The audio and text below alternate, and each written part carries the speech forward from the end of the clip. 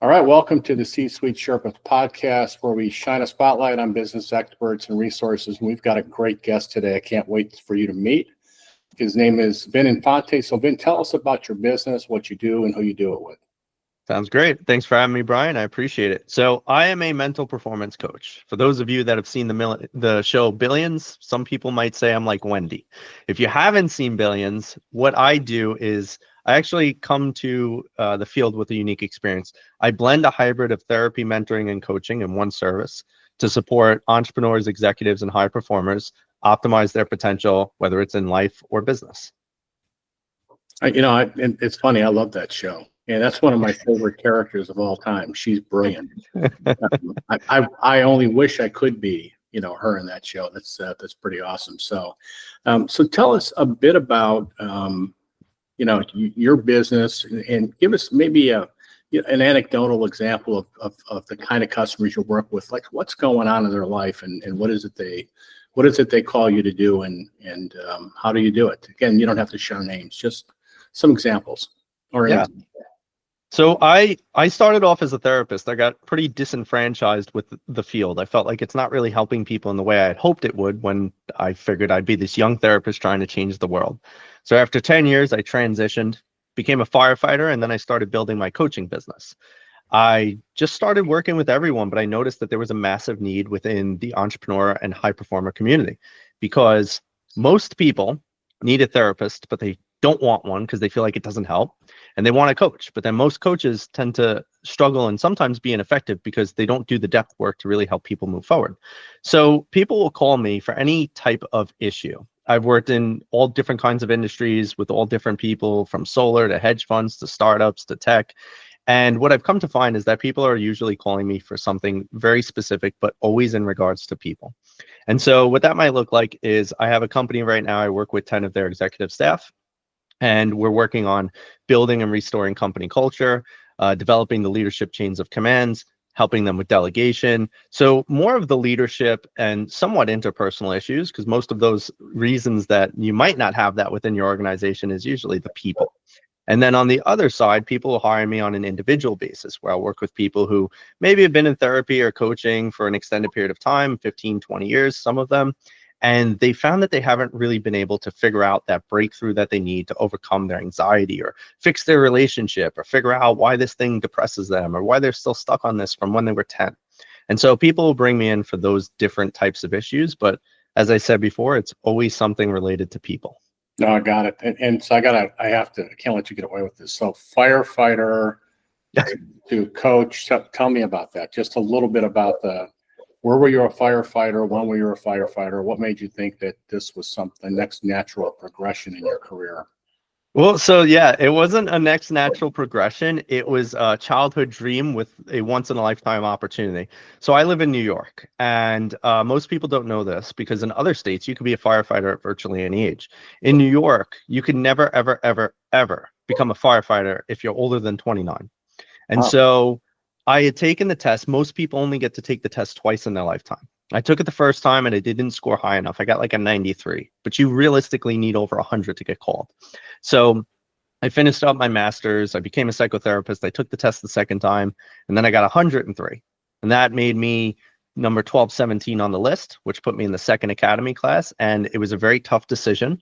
But I said, you know what? This has always been a childhood dream, just like being a therapist.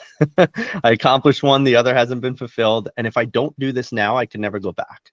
Whereas if I become a therapist or coach or whatever, I could always do that again. So I jumped into it. I joined, and then COVID hit. So I was a COVID-during firefighter in downtown Brooklyn. Oh, wow. And it was one hell of an experience. I only did it for a year. Mostly because my coaching business started to skyrocket. Even though I was building it part-time, I really started gaining momentum, and I came to the tough conclusion that I really want to bet on myself and become an entrepreneur. And so I resigned and went full force into this. Oh, that's great. Well, thank you for your service. And, we have a soft spot in our hearts for military, public servants. Man, without them, this country would be a whole different place. So again, we appreciate what you're doing. And by the way, what you're doing now is a huge service too, because working with a lot of people in business, people that are high performers, it is the loneliest job you'll ever have. And you really can't admit that you're afraid, or you don't know what you're doing, or you're lost. And so we suck it up and carry that around with us, and that burden gets really heavy. So you helping them kind of unpack that, I would imagine, and really get past those fears and challenges in life is it's got to be rewarding work. So tell me about the biggest challenge that you're facing, let's say, in your industry around, mental health and helping people get past those hidden barriers. What's the biggest challenge you see that you're facing for you and your clients? I think the biggest challenge that I speak pretty often on this is that a lot of therapists don't actually understand how to help entrepreneurs. And so I believe it creates a massive need in the marketplace. And then conversely, a lot of coaches are full of shit. They suck. There's a lot of coaches out there that just like, oh, I got tired of what I was doing, or so now I'm a coach, or I had one life experience that I think could change everybody's life because it changed mine. So now I'm a coach. And coaches are a dime a dozen. There's so many coaches. Most of them are desperate, most of them are hungry, and so they're always trying to get clients, and it starts creating a really bad image. Like, I don't even like to tell people when I go out and when they're like, what do you do? I start with the other stuff I do. So I have multiple businesses, and I start with those, which is obviously terrible branding, but I start with them, and then like, oh yeah, and like, oh yeah, and I'm like, oh, and I've also been, a mental performance coach for 15 years in mental health. And so I think the stigma right now around therapy and coaching is the biggest detriment to people who can actually help people, who can actually be effective change makers. I mean, I've heard horror stories of people taking like exorbitant sums of money because a lot of coaches are really good at sales. Yeah. And so they'll come out and they'll tell you, hey, yeah, I could fix your entire life or fix your business. Just pay me 50 to 100,000 or give me equity. And then they not only under deliver, they don't deliver anything. And now these people, they still need a coach. They still need a therapist. They still need support. And now they're not going to get it because they start thinking all people are scam. And obviously that's a faulty mindset to have as well. But yeah, I think it still needs to be acknowledged that there's so many crappy people out there doing what I'm doing. And it's very unfortunate because it does a disservice to the people who really want the help and are very hesitant to invest. Yeah, I couldn't agree more. And there's the old adage, those who can't do and those who can't coach, right? So there's also the perception that, well, you must not be very successful because you're coaching. And that's unfortunately driven by a lot of people out there calling themselves coaches, and they were never that good at doing what they're telling people they should do. It's the don't do as I do as I say mentality, right? They're hypocrites. Yep. And you're right, they're probably good at selling, basically playing on people's fears and selling snake oil. So no, I appreciate you bringing it up. So where do you see the field evolving over the next, and I hate to say 5 to 10 years, because if we'd have said, tell me about the next 5 years back in 2019, we would have never guessed anything that happened in the next 5 years. So where do you see things going over the next 5 to 10? Do they get better? Are they going to get harder? Just maybe some insights around that. They're going to get better and harder. They're going to get harder because AI is obviously changing the way everything happens. So part of the coaching industry is almost the pyramid scheme where it's coaches coaching coaches on how to coach coaches to coach coaches to get coaching clients. Meanwhile, none of those people have even had coaching clients, right? So it's this chain of bull crap.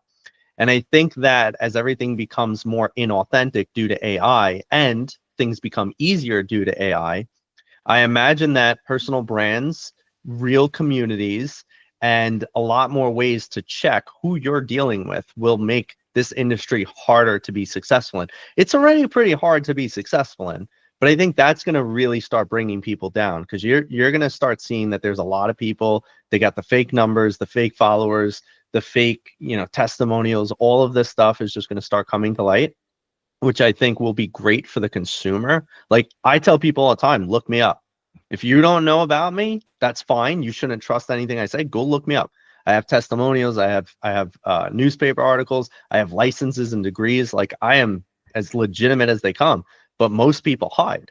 Most people aren't, and most people are paying for medias and all this other crap. So I'm excited for this industry to hopefully be destructed in the best way for a lot of service providers, so that a lot more of consumers can get higher quality coaching or therapy or any type of services they need. No, that's great. It's optimistic, and I share that with you. I think that things are going to get harder, It's going to cause people to really start to seek help, which is not natural for most of us. I mean, most of us grew up, fake it till you make it, suck it up, don't let them know you're scared. And none of those are healthy, right? Actually, on the side, I run a men's non-for-profit that help men learn how to be leaders. And we teach them skills like check in with their emotions, share how they're feeling, ask for help, learn how to be vulnerable. It's not a weakness. It actually takes great courage and strength. And it changes the way, we've learned growing up in society around how we should communicate. And it's even worse when you're a leader because you're supposed to know everything. You can't go home and say, hey, family, I just want to let you know I'm terrified. I have no idea what I'm doing. You can't go to work and say, somebody please help me because I have no clue what's next. So what you do is you fake it till you make it. So unfortunately, that weighs on us. And that's one of the reasons I wanted to have you on as a guest, because I think what you do is so critical moving forward. And I really think that you're going to start to see high performers saying, hey, I need help too. And being more accepting, and actually at some point even promoting it. So I appreciate you. That's you're doing great work. Now we've been serious up to this point. Let's have a little bit of fun before we leave. So I have this called the lightning round. You've probably seen it before. Just quick answers, quick questions. I'm going to say, I give you an example. You just pick what comes to mind. We'll go through, do a few of these, and then we'll wrap this up. Okay. So you ready? Let's go. All right, here we go. Coffee or tea? Coffee. All right, great. Cats or dogs? I don't like either of them, but dogs. If you had to choose one, dogs. Good choice.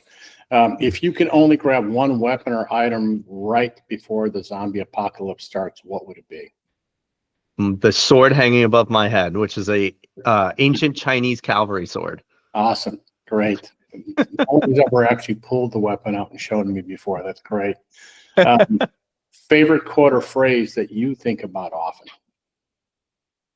Be strict with yourself and tolerant of others by Marcus Aurelius. Awesome. Favorite movie? 300. Okay. Favorite streaming series? Streaming series? Like a TV show, you're saying? Well, they used to call them TV shows. Now they call like them Netflix, right? Okay. Netflix. Oh man. Binge watching. Okay, binge watching. You know what? I'm gonna go with Suits. Love Suits. I've heard great things about it. Have never seen it. Best. If you like Billions, check out Suits. It's not the same, but it's the same vibe. Yeah, got it. Book you're reading now? Book I'm reading right now. Ooh, Super Communicators. All right, cool. Bucket list item that you've already accomplished? Oh, they've already accomplished. Being a firefighter. That's great. How about one that you haven't accomplished yet? Sleep in a log cabin in Norway in the middle of a wolf enclosure. Okay, that's cool. I haven't done it in Norway, but I've done it in California. So it's a great experience. Nice. Biggest obstacle that you've had to overcome and the lesson that you learned from it? My biggest obstacle was overcoming my own victimhood. And the biggest lesson was that we don't see life as it is, we see it as we are. And whatever our life is just us perpetuating it every day based on our beliefs of what is, not necessarily what actually is, though. Awesome. Yeah, no, I love that. It's what we believe to be true is true, whether it's true or not. And right. Mind's a powerful thing. So, hey, listen, and thank you for your time and your insights. One last question. When our viewers see this and they're interested in contacting you, what's the best way for them to reach out to you? For those of you that might be interested in diving a little bit deeper, I always offer a free session. You're welcome to book it on my website.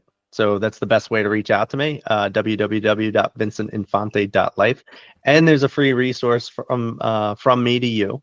If you don't want to go deeper, you're just welcome to grab the free resource and become a part of my newsletter community. So those are the two best ways, and check out my socials. Everything's Vin Infante.